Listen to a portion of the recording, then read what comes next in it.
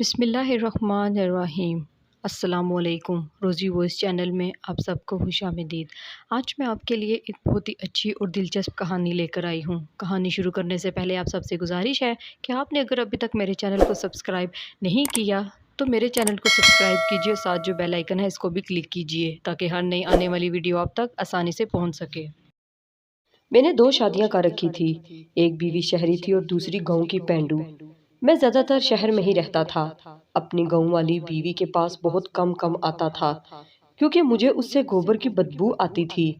اس بار جب میں گاؤں آیا تو میری جاہل بیوی نے میری خوب خدمت کرنا شروع کر دی کیونکہ اسے شک پڑ گیا تھا کہ شاید میں نے دوسری شادی کر رکھی ہے۔ یوں وہ بار بار میرے پاؤں دباتی اور رات کو میرے لیے ٹھنڈی لسی بنا بنا کر لائے جس کو پیتے ہی میں کمرے میں ہی سو جاتا۔ ایک دن گلا خراب ہوا تو لسی کو نہ پیا، ابھی مجھے لیٹے تھوڑی دیر گزری کہ سر پر آسمان ٹوٹ پڑا کیونکہ میری پینڈو بیوی میرے لیے لسی بنا کر لائی۔ تو میں نے بڑے غرور سے کہا کہ تم یہ لسی میز پر رکھ کر باہر چلی جاؤ کیونکہ مجھے رضیہ کی موجودگی میں بڑی کوفت سی ہوتی تھی۔ وہ مسکرا کر بولی، اگر آپ کو میری موجودگی سے پریشانی ہوتی ہے تو میں باہر صحن میں ہی سو جاؤں گی، امی جی کو بھی علم نہیں ہونے دوں گی کہ میں کمرے میں نہیں سوئی۔ میں رضیہ کا منہ تکتا رہ گیا تھا، تو وہ تو ایسی نہیں تھی، میں تو جب بھی گاؤں آتا وہ میرے ارد گرد ایسے چکر لگاتی تھی جیسے تتلی پھول کے گرد منڈلاتی ہو۔ میں مسکرا کر بولا، نیکی اور پوچھ پوچھ۔ مجھے یقین تھا کہ میری بات سن کر وہ ایک دم ہی رونے لگے گی، مگر اس کے چہرے سے مسکراہٹ بھی نہ غائب ہوئی اور وہ اپنا تکیہ اٹھا کر باہر چلی گئی۔ میں تو ابھی تک حیرت میں ہی ڈوبا ہوا تھا کہ آخر اس کو ہوا کیا ہے۔ خیر میں نے کندھے اچکا دیے اور من ہی من میں سوچا کہ چلو اچھا ہی ہے، گوبر کی بدبو سے تو جان چھوٹے گی، اور ایک ہی سانس میں گٹا گٹ پورا لسی کا جگ پی گیا تھا۔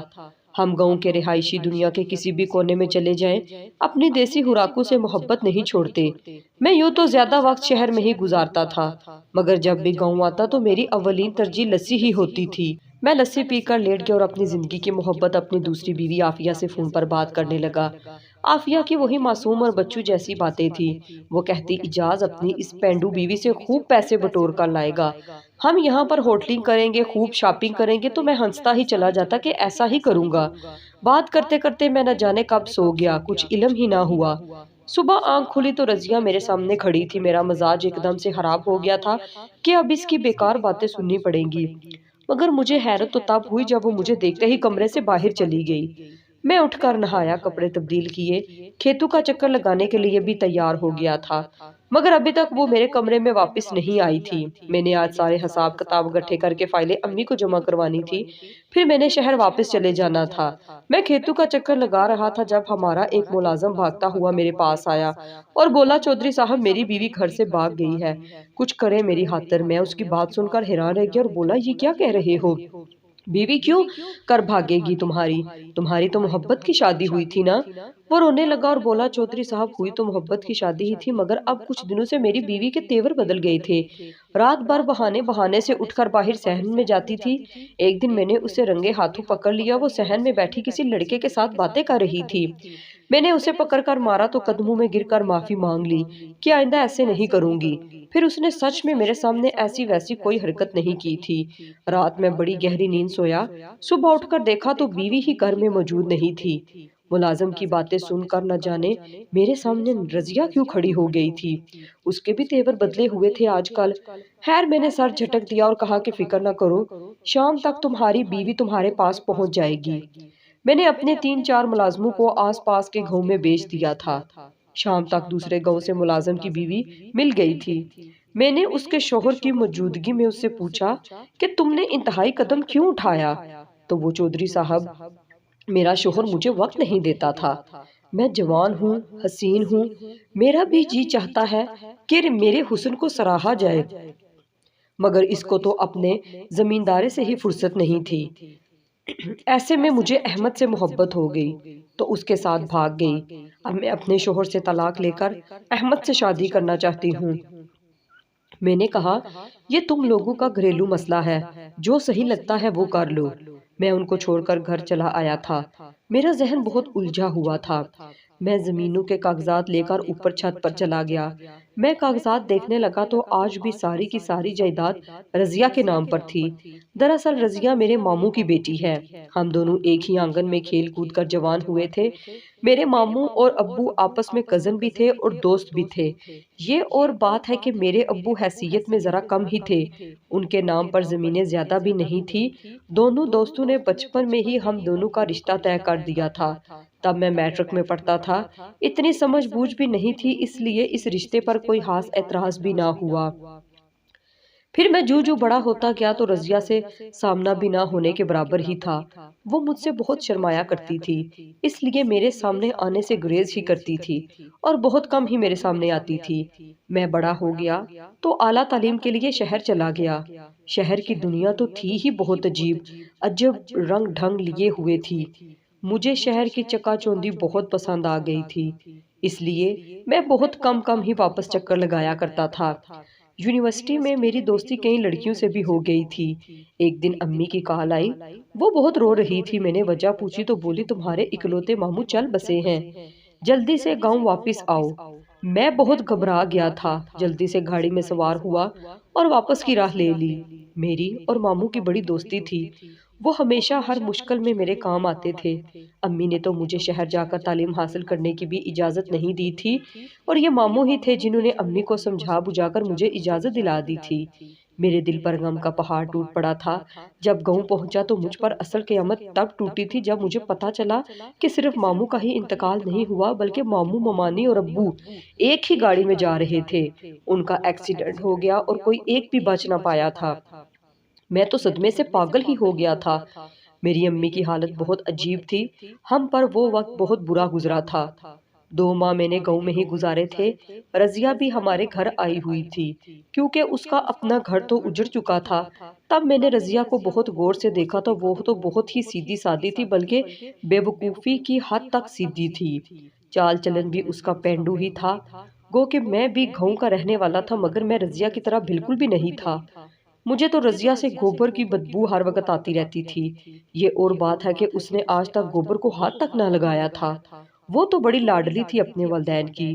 جب امی اور رضیہ کا غم کچھ کم ہوا تو میں نے واپس شہر جانے کی راہ لی تھی، کیونکہ میرے امتحانات بھی ہونے والے تھے۔ شہر جانے سے پہلے میں امی سے کہہ گیا تھا کہ آپ رضیہ کے لیے کوئی مناسب رشتہ دیکھ کر اس کی شادی کر دیں، کیونکہ وہ میرے جوڑ کی نہیں ہے۔ تب تو امی چپ کر گئی تھی، مگر جب میں امتحانات سے نمٹ کر واپس آیا تو امی نے میرے سامنے رو رو کر آنسو کے سمندر بہا دیے تھے۔ وہ بولی اجاز، تم نے 3 مردوں کی آخری خواہش کو ماننے سے انکار کیوں کر دیا ہے؟ تم یہ جان لو کہ تمہاری شادی صرف اور صرف رضیہ سے ہی ہوگی، نہیں تو تم میرا مرا منہ دیکھو گے۔ میں بے انتہا مجبور ہو گیا تھا، اس لیے مجھے یہ کروا گھونٹ پینا ہی پڑا تھا۔ شادی میری مرضی کے خلاف ہوئی تھی، اس لیے شادی کے پہلے دن سے ہی میں رضیہ کو جوتے کی نوک پر رکھنے لگا تھا۔ کچھ عرصے بعد مجھے معلوم ہوا کہ رضیہ تو ماموں کی کروڑوں جائیداد کی مالک ہے۔ اب اس جائیداد کی دیکھ بھال بھی مجھ پر آن گری تھی۔ مجھے بہت غصہ آتا تھا، لیکن میں نے بھی اپنے لیے راہ فرار تلاش کر ہی لی تھی۔ ہوا کچھ یوں تھا کہ میں نے ساری زمینیں وغیرہ ملازمین کے سپرد کر دی تھی۔ میں ہر ماہ آ کر رجسٹر دیکھ لیتا اور باقی کا حساب کتاب امی کے ہاتھ میں دے جاتا تھا، خود پیسے بٹور کر شہر لے جاتا۔ میں نے شہر میں ہی اپنے لیے ایک جاب ڈھونڈ لی تھی۔ میں نے جاب کے متعلق امی کو بتایا تو انہوں نے اپنا ماتھا پیٹ لیا۔ وہ بولی یہ کیا کہہ رہا ہے تو اجاز، یہاں تم کروڑوں کی زمین چھوڑ کر کوڑی کوڑی کی ملازمت کرتے پھرو گے؟ میں بولا امی دراصل بات یہ ہے کہ میں رضیہ سے شادی نہیں کرنا چاہتا تھا، مجھے نہیں پسند وہ، اسے نہ تو پہننے کا ڈھنگ ہے اور نہ اٹھنے بیٹھنے کا۔ مجھے ڈر ہے اگر میں مستقل طور پر یہاں رہا تو رضیہ کو اس رشتے سے آزاد کر دوں گا۔ امی کی آنکھوں میں آنسو آ گئے تھے، مگر وہ خاموش رہی، انہوں نے مجھ سے مزید کوئی بات نہ کی تھی۔ انہوں نے اپنے اکلوتے بیٹے کی قربانی دے کر بھائی کی بیٹی کی خوشیاں بچا لی تھی۔ شہر میں خوب اچھی زندگی بسر کر رہا تھا۔ رضیہ کی زمینوں سے کافی آمدن ہو جاتی تھی، وہ میں ساتھ شہر میں اڑا دیتا تھا۔ میں جہاں آفس میں ملازمت کرتا تھا وہاں پر ایک نئی لڑکی جاب کی غرض سے آئی تھی۔ اس کا نام عافیہ تھا۔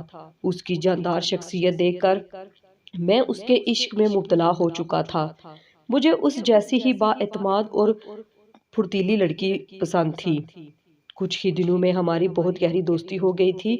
آفیہ کافی بے باک تھی، وہ رضیہ جیسی ڈرپوک نہیں تھی۔ میں آفیہ کے عشق میں گرفتار ہو گیا۔ اس سے شادی کے متعلق پوچھا تو اس نے جھٹ سے ہاں کہہ دی تھی۔ آفیہ سے شادی کر کے میری زندگی میں بہت سکون آ گیا تھا۔ میری یہ شادی خفیہ تھی، گھر میں کسی کو بھی اس کے متعلق پتہ نہیں تھا۔ میں اپنی سوچوں میں مگن تھا کہ آفیہ کی یاد ستانے لگی۔ میں نے جلدی سے موبائل نکالا اور اسے کال کرنے لگا۔ بیل تو جا رہی تھی مگر اس نے فون نہیں اٹھایا تھا۔ مجھے اس کی فکر ہونے لگی تھی۔ شام کے اندھیرے پڑنے لگے تھے۔ میں جلدی سے نیچے آیا اور سب حساب کتاب امی کو تھما کر شہر جانے کی اجازت مانگنے لگا۔ امی پریشان ہو گئی تھی، وہ بولی بیٹا صبح چلے جانا تم، ابھی اندھیرا پھیل گیا، مجھے تمہاری فکر ستاتی رہے گی۔ رضیہ بولی امی جانے دینا، ان کے 100 کام شہر میں پھنسے ہوں گے، پھر دیر تو ہوتی ہی رہتی ہے۔ میں رضیہ کو دیکھتا رہ گیا تھا۔ اس وقت تو مجھے آفیہ کی فکر تھی، اس لیے میں شہر چلا آیا، لیکن میں نے سوچ لیا تھا کہ رضیہ کے پر پرزے کاٹ کر رہوں گا۔ میں رات گئے گھر پہنچا، دروازے پر کھڑا بیل پر بیل بجاتا رہا مگر کسی نے دروازہ نہ کھولا۔ یوں ہی مجھے کھڑے کھڑے 10 منٹ ہو گئے، تب کہیں جا کر آفیہ نے دروازہ کھولا تھا۔ وہ بالکل فریش تھی، خوبصورت لال لباس پہنے ہوئے، چہرے پر میک اپ کیے ہوئے، وہ اور نروٹھے سے انداز میں میرے روبرو کھڑی تھی۔ میں بولا آفیہ تمہاری حالت دیکھ کر تو یہ ہرگز نہیں لگتا کہ تم سو رہی تھی، پھر مجھے اتنی دیر انتظار کیوں کروایا؟ وہ بڑی ادا سے بولی میں سو رہی تھی مگر جب بیل ہوئی تو اٹھ گئی۔ دوربین سے دیکھا تو آپ دروازے میں کھڑے تھے، اس لیے میں نے جلدی سے شاور لیا اور یوں سج دھج کر آپ کے سامنے آ گئی۔ یوں انسان اچھا تو نہیں لگتا نا کہ اتنے دن بعد شوہر گھر واپس آئے تو بیوی عجیب سے حلیے میں اٹھ کر شوہر کے سامنے آ جائے۔ میں مسکرا دیا اور بولا آفیہ بات تو تم نے مناسب ہی کی ہے۔ آفیہ ایسی تھی کہ اس کی صحبت میں سب کچھ بھول جاتا تھا، ہر گلہ ہر شکوہ۔ آفیہ نے مجھ سے شاپنگ کی فرمائش کر دی تھی، وہ مہنگی چیزوں کی بہت زیادہ شوقین تھی۔ میری تنخواہ تو اتنی نہیں تھی کہ اس میں آفیہ کے شوق پورے کر سکتا، اس لیے اب میں رضیہ کی زمین کا لالچ بھی کرنے لگا تھا۔ اگر اس نے مجھے چھوڑ کر کسی اور سے شادی کر لی تو ساری زمین اس کے شوہر کے پاس چلی جائے گی اور میں خالی ہاتھ رہ جاؤں گا۔ مجھے شہر میں بھی رہ کر رضیہ کے عجیب سے رویے کا خیال آتا رہا، اس لیے میں 1 ہفتہ شہر میں رہ کر کام کا بہانہ بنا کر گاؤں چلا آیا تھا۔ آفیہ بہت روئی، وہ مجھے جانے کی اجازت نہیں دے رہی تھی۔ وہ کہتی تھی کہ آپ کے بغیر میرا دل نہیں لگتا اور مجھے ڈر بھی لگتا ہے، مگر میں کیا کر سکتا تھا، میری مجبوری بھی تھی۔ خیر اس کے ڈر کا میں نے انتظام کر دیا تھا اور اسے نیا چوکیدار بھی رکھوا دیا تھا۔ میں گھر پہنچا تو امی گھر پر موجود نہیں تھی، جبکہ رضیہ بہترین لباس میں ملبوس تھی۔ اس نے بہت پیارا سا میک اپ کیا ہوا تھا، ہاتھوں پر مہندی سجی ہوئی تھی۔ میں نے اسے پوچھا کہ یہ تیاری کیوں کر رکھی ہے تو وہ نروٹھے پن سے بولی اپنی سہیلی کی شادی بلکہ خانہ بربادی میں گئی تھی، اس لیے تیار ہوئی ہوں۔ مجھے اس کی بات پر بے تحاشا ہنسی آئی تھی، زندگی میں پہلی بار مجھے اچھی لگی تھی۔ میں نے اسے ہاتھ سے تھاما اور اپنے کمرے میں لے گیا تھا۔ مجھے اس دن پہلی بار احساس ہوا تھا کہ رضیہ بیچاری اتنی بھی بری نہیں تھی جتنی مجھے لگتی تھی۔ شام میں امی گھر آئی تو وہ ہم دونوں کو ساتھ دیکھ کر بڑی خوش ہوئی تھی۔ وہ تو میری بلائیں لیتی نہ تھکتی تھی۔ رات ہوئی تو مجھے پھر سے رضیہ نے جگ بھر کر لسی کا پلا دیا، جسے پیتے ہی میں سو گئی۔ صبح میں سو کر اٹھا تو بہت حیران تھا کہ رات بھر میں اتنی دیر تک کیوں سوتا رہا۔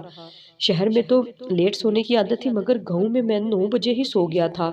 دن بھر رضیہ مجھ سے دور رہی تھی، یہاں تک کہ میں کوئی بھی بات کرتا تو وہ اس کا جواب نہ دیتی۔ میں نے اسے وجہ پوچھی تو بولی آپ بلا وجہ ہی سوچ رہے ہیں، ایسی تو کوئی بات نہیں ہے۔ میں چھپ کر گیا۔ شام کے 6 بجے تو مجھے شہر سے چوکیدار کی کال آ گئی۔ وہ بولے صاحب جی یہاں شہر میں مسئلہ ہو گیا ہے، آپ جلدی سے یہاں پہنچیں۔